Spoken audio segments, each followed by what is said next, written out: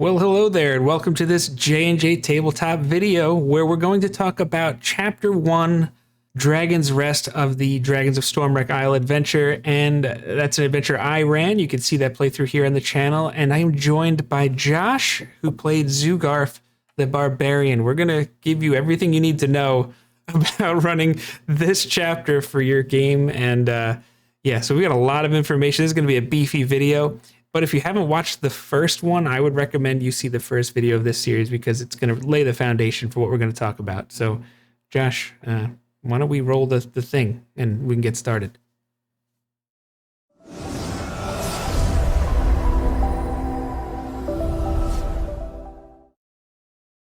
So this should go without saying, but this section, this is a spoiler alert. There are obviously going to be spoilers for, at the very least, the Dragon's Rest section of this adventure. But hopefully you're watching this as a DM and you've read the whole thing anyway. And if you're a player, why are you watching this? Why? Go watch another video. We have plenty. It's like the end of Ferris Bueller where they're like, you still here? What are you doing? I mean, you could like the video before you go if you want. But Josh, one thing I really like about Dragon's Rest is that it starts off with action, like right away. You got the drowned sailor section. You got zombies, 3 of them approaching. They're just lumbering out of the water as you're walking up. It's the best way to start an adventure, don't you think? It's certainly a really good way to just bring excitement right in the beginning, add tension, and then also like you get to try your characters out a little bit. Like, oh, all right. What does this ability do? How do I work well with the artificer or whoever? So yeah, I think it's a lot of fun. And one thing that you did too is you had us on the boat together and gave us a couple moments for RP before that actually happened, which I think is nice too. I don't think you have to do that as a DM, but if your players like talking in character, I think it's definitely a good move. It's like social combat to get started. Get everybody used to what voice am I using? What are my motivations? Can I get with that kind of a thing. When I actually first read this, I was like, oh, okay, so level 1 characters, 4 of them, and then you got 3 zombies. That could seem maybe like a lot, but they're really not that powerful, and they're actually very slow. So I actually started them off at least a turn away from you. So if you guys had like ranged options, like you should be fine there. But one of my biggest issues with this whole adventure, which it's gonna come into play with this encounter, but it's really just like why they're here, which that's gonna be later on in this video. But after the group makes quick work of the zombies, they get to meet the inhabitants of Dragon's Rest, the Cloister here. And it's really, I think there's like 8 or 9 kobolds that they give you, and you can add to that or subtract from that. You can really do whatever you want with that, but they just swarm the group and just start peppering you guys with questions. As a player, Josh, did that get like a little, what was that like? Did that just feel awkward? Like, should I interact with them? Like, it was definitely, it was fun. It was silly. I think with the character that I was playing specifically, I think I was just kind of like, yeah, like where I'm not gonna brag to, yeah, exactly. Talk to this guy. Who's the face? Do we have a face? But I think it was fun, and it's another nice way to just kind of show your players what you're dealing with, right? To have all of these kobolds like kind of run in. It's like, one, hey, these minion monsters are friendly, and then 2, it's like, oh, I guess these are the people who live here. It does specifically mention in the box text that there's no weapons. You don't see any weapons, which I think that's good. Kobolds swarm you. Kill them all. That's a good point, Josh. It's also why this adventure uses milestone level. Yes, it does. Yes. Because otherwise they'd be going right off the edge. It's like, hey man, this is going to get us to level 2 quicker. Let's do this. Yeah. But depending on what kind of role-playing tones you're setting with your group and whatever dynamics you have there, you can lean into or lean away from that as much as you want. And you could just gloss over it entirely by, as these questions are coming your way, the seas part and an old human woman shows her face and everybody's like, oh, it's Runara. She's the head of the whole thing. It doesn't really mention a lot about how common the zombie attacks are in this adventure. And so like, it was so weird because like, I remember reading through this section and being like, I'm ready. I got it. And then there's like the first curveball for me. You're like, why are the zombies attacking? I'm like, right.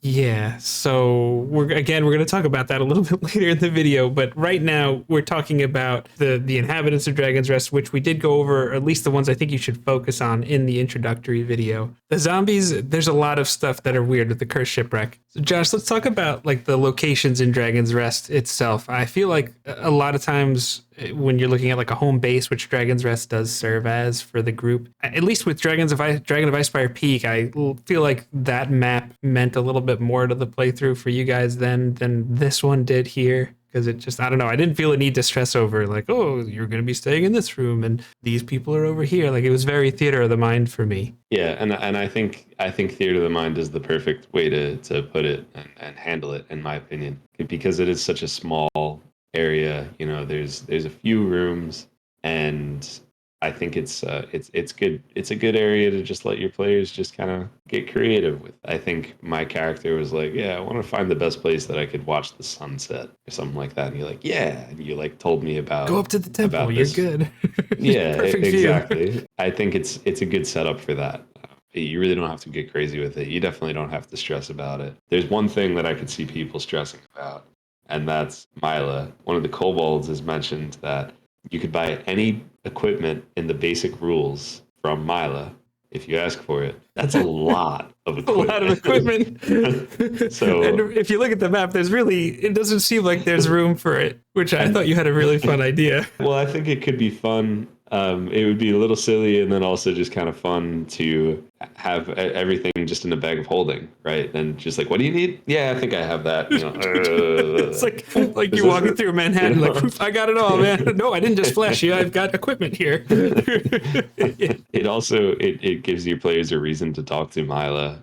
And I think we mentioned in the last video that she's a pretty cool NPC. But it's also like where's the shop? And it's like, yeah, just talk to Mila. Like she'll handle it. But I feel like that's probably the only thing to stress about as far as location wise. Yeah. What do you think? Yeah, I think that's good. I think Theater of the Mind's the right move, but I also think as far as like setting the tone for this community, really, I think you just lean into the camaraderie a lot. Like this is a very tight knit group that they don't necessarily like have all their like ducks in a row. Like some of them are a little farther along in turning away from a life of violence, which is the whole theme really that Runara has. But I think just make sure that you emphasize that this is a peaceful place and everybody has a very communal mindset. You know, I think one thing I enjoyed the scene where, you know, they were going to have dinner. So Tarek was cooking and everybody took part in helping and setting the table, and they all ate together and cleaned up together. I don't know. It was a lot of fun. I thought that was a nice touch that we had for our game. I agree. And I think that's something that you could very easily montage, or you could very easily role play it. So I think a nice dinner is definitely a good way to handle that. All right, so as we talked about in the first video, after the group defeats the zombies, they're basically going to have a choice between doing the Seagrow Caves adventure, which is chapter 2, or the Cursed Shipwreck adventure, which is chapter 3. And so the Seagrow Caves is where you guys went next. That quest hook is given by Tarek. Really, he's just concerned about his friends, the Myconids, because he can't get in there anymore. There's this big fungal octopus blocking the entrance. He wants to know what's going on. He can't get through that. He's not a big warrior in that way. I think that quest hook is very straightforward, clean. I felt like there wasn't much to it other than, I mean, they got good notes in there. You know, he's going to give you a sack of foul-smelling food scraps. I don't want details on that. I like that they gloss over what's that in that. But if your players want to open that bag and see what's in there, I want to know what you're going to tell them. Yeah, actually, yeah, I'm very interested in that too. But drop a comment of what's in that foul-smelling sack of food scraps. It's just gross. One thing I think that is good to mention, though, is why this is a quest the group needs to do, and why can't Tarek do it? Because he's not a warrior. We mentioned it before. And the Cursed Shipwreck is a little bit of a different story here, right? Because this is where I think the adventure kind of falls a little bit short for me, and it doesn't give you much to go on. And Josh, I feel like through no intent of my own, I definitely made this Cloister seem more suspicious than mysterious and peaceful than I wanted to, or at least that seemed to be the impression you guys got. I mean, what are the obvious questions, right? I think how often is the big one. And when the answer is like, it happens pretty regularly or like anything like that, then the obvious response, or even if it's not that, even if it's just, this is the only time, but it's been a few days, the obvious question from your players is, well, have you sent anyone to check it out? And when they say no, and you're looking at someone who's probably a rogue, right? He was in a thieves guild, essentially. Someone who is probably a warrior because she led a warriors guild and an army of minions. You're like, why haven't you checked it out? I don't remember if we mentioned this or not yet, but I think it's a good idea to send a couple of little guys out and just basically Yeah, have that stated. yeah, we talked about it a little bit in the introductory video. Because this says several ships have recently crashed on the rocks north of Dragon's Rest and sunk with no survivors. A few days ago, Varnoth and Rix, one of the other kobolds, saw the most recent wreck and that they saw the ship abruptly veer off course. I think that part's fine. Yes, I saw Varnoth and Rix saw it. It was the weirdest thing. I saw it just veer off course and crash right into the rocks. Cool. So this morning we sent out Mech and Min, the faithful quotes faithful brother of Mila, to go check it out. Why a few days ago? That hits different than just, yeah, we're just waiting. I don't know. Didn't check it out. It takes a lot of the suspicion off Renara, or Renara. I don't know. I don't pronounce Runara. Runara. You can spell that out for us in the comment section. It's an old joke for us. It takes a lot of the suspicion off Runara because one, they want her to be mysterious anyway because she's a dragon, right? They don't want you to know that. But then when you also throw in this information about the ship and like, yeah, some ships have crashed recently, whatever, and then zombies pop up afterwards. And like she knows some things, but not a lot, or at least she won't share it with you. And then they also haven't done anything about it. I think this at least gives you a reason. It's like, oh well, they did try to do something. They sent out Mech and Min, faithful duo, and and I think maybe a less important side of things. Your players might say, well, those are kobolds. Like, what are they going to be able to do? Kobolds are active members of this small society. And I think it might make your players take them a little bit more seriously so that they want to interact with them if your group is into that. And then two, it's just it helps them understand, hey, this is how this works. They're not just minions. That's an outstanding point because I feel like with the kobolds in particular, in our playthrough, they just seem to kind of fade into the background a lot. As the DM, I'll just say I'll put that on me because I do think there are things that you can do.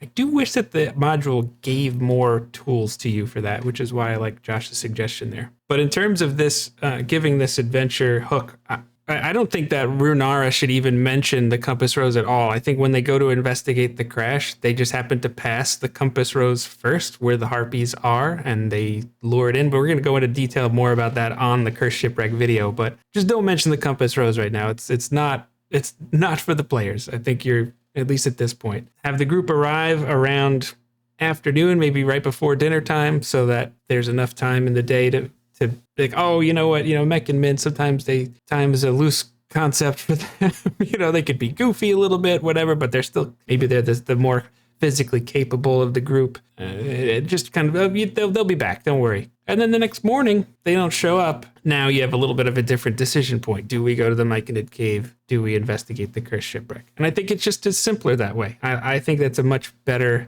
thing. The decision it matters more. So for individual quests, we have this like kind of personal background that they give you that ties characters into the story a little bit. Really like this sections here. It's a nice guide. If you use the pre-made characters and backgrounds, then it's set up really nicely. If you're not using pre-made characters, I would encourage you to do what we did, which is, make whatever character you want to make, but take one of these options and use it just to kind of tie that character to this setting. just a little bit more. I know you played a barbarian in our game, but I call it's like the cleric or the dreamer because I gave Zugarf the dream. He was living the dream. But for the person that you're going to use that background to, and really just whichever one you want to give that background to, it's just give them the dream and you're good. But you don't have to mention the compass rose and just keep your language much more indefinite. I think the module is pretty good here at that, but you can offer Runara kind of wondering what the hunger of death might be and if the zombies are kind of related to that. But I really wouldn't push too hard, just kind of gentle nudges a little bit to direct some of the thinking, because in real life too, I mean, the best discoveries are self-discoveries. But that also just gives a really strong moment for a player too when they put 2 and 2 together. You didn't do it for them. There's another one for a fighter, and it's just someone who's looking for a sense of purpose. I think it's good to just lean into, doing whatever good you can wherever you are. You could use past examples of at least the zombies or any other quests the group has completed whenever this conversation comes up. I think it's nice to lean on maybe Tarek and Varnoth for this situation as well, because you have 2 NPCs that have lived a life of adventure to an extent. Right? Maybe Tarek a little less so, but Varnoth is a warrior.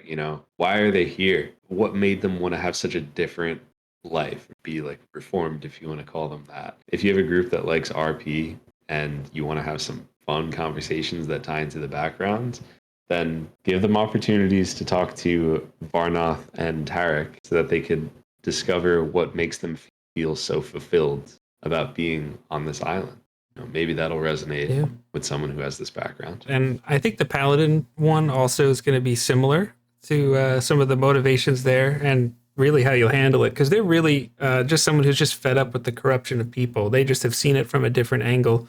If I'm not mistaken, the Paladin has a noble background. If I'm wrong about that, you can correct me in the comments section, but I do know that the theme is being fed up with corruption. They want to just know how they make a difference. So I think it's very similar paths here. One of my other players, Ricky, playing the Rogue, who's actually just also an agent of the Gilded Gallows, which is the organization that Tarek is running from. The thing here is that the treasure that the Gilded Gallows told him about, it just never existed, because they told him, hey, yes, guess what? This guy Tarek, he's the worst. He stole money from us, and now you got to go get it. Yeah, it never existed. Just a cover story, and that's it. And if they get disappointed in that, maybe just suggest whether it's Tarek or Runara, some other NPC. It could even come from someone else in the party. Who knows? Just suggest that maybe they found a treasure that's better than gold. And I think maybe that might be the path there.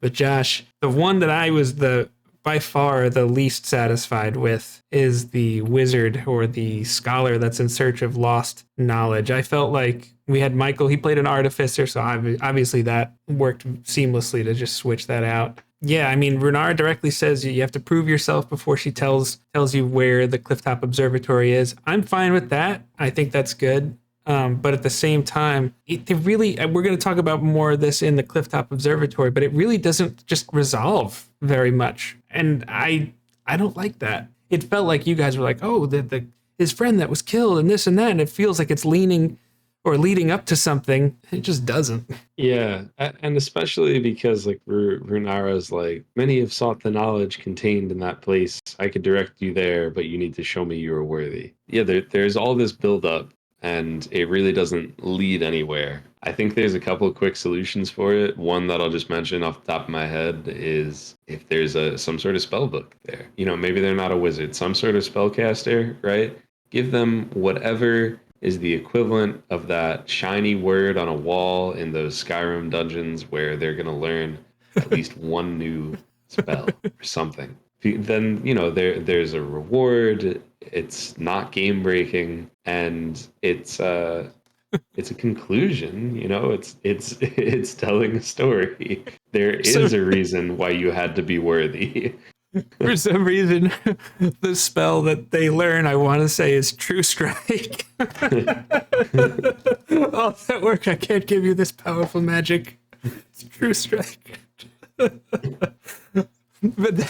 that's a good point, and we're definitely going to talk more about that in the Clifftop Observatory video. But Josh, the last Cloister quest section that we're going to talk about is the Lost Wyrmling, because And they front load all of this information here in Dragon's Rest and in this chapter because it's almost like this pseudo reference point you just keep going back to as the dungeon master. And I'm not a big fan of how that's organized, but writing this stuff down is good. But yeah, basically, it's just that after the group has completed everything except the Clifftop Observatory, Renara reveals she's a bronze dragon. It's this big thing. And then that there's also a bronze dragon Wyrmling that she believes is in danger. But she won't go rescue him because she's got like a pacifist kind of thing and doesn't want to upset the balance and all that stuff. She's an adult bronze dragon. This adventure she could swat with her tail.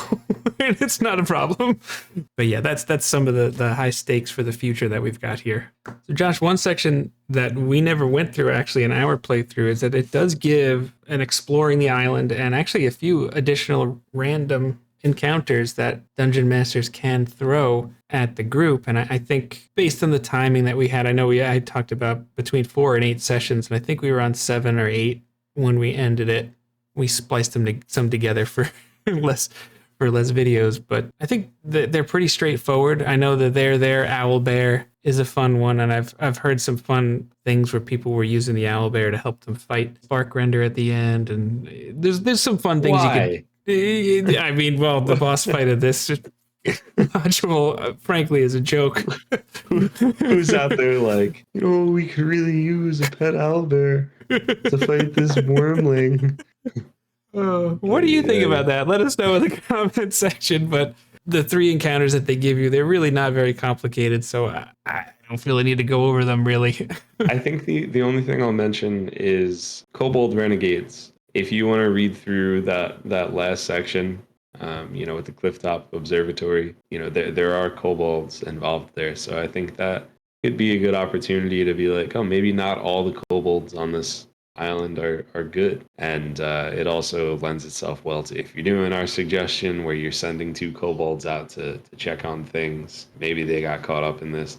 Maybe these renegades, they spill the beans a little bit, like, oh, we took them back to like wherever. It's a nice narrative tool that you could use if you want to. But obviously, I agree. You don't have to. But yeah, if you feel like maybe we missed something here in our suggestions and evaluation of Chapter 1, Dragon's Rest, we want to hear about that. If you have any questions about how to run this or anything that's going on or other experience that you've had running this adventure, please share it in the comment section because in our Dragon of Icespire Peak playthrough and how-to series, there's a lot of great information in the comment section for people that are going to run this. We're going to see you next time in the Seagrow Caves, Chapter 2. It may even be on screen now, so you should probably click that. And if you want, you should check out our link tree because we've got a Discord that you could maybe form some community about this too. All right, so you should do that. What do you think, Josh? I think that's great advice. Great advice. Great at giving advice. This section's lingering on a bit, and that's okay. It is.